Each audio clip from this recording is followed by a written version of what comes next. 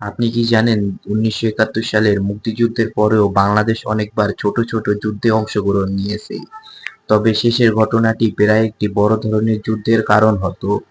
যেমন ২০০৮ সালে মিয়ানমার সমুদ্রে খনিজ পদার্থ গ্যাস খোঁজার জন্য বাংলাদেশের সমুদ্র সীমায় একটি জাহাজ পাঠিয়ে দেয়। বাংলাদেশ তীব্র নিন্দা জানায়, আন্তর্জাতিক মহল তাদের চাপ দিলে জাহাজ সরিয়ে নিতে বাধ্য হয়। সেম ঘটনা ২০১০ সালে আবার হয়।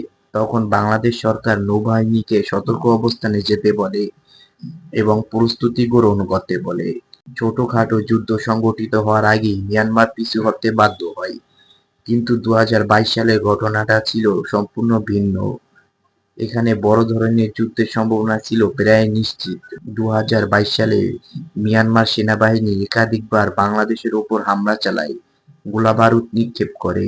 ১০-১২ দিন পর্যন্ত যখন মিয়ানমার থামছিল না, তখন বাংলাদেশ সরকার গোপনে ট্যাঙ্ক, বিপুল পরিমাণ সেনা এবং হেলিকপ্টার, যুদ্ধে ব্যবহৃত হওয়া অসংখ্য ভারী অস্ত্র বর্ডারে পাঠিয়ে দেয়। সে সময়ে মিয়ানমার চুপ হয়ে যায়। ফলে একটি বড় ধরনের যুদ্ধ থেকে আমরা বেঁচে যাই।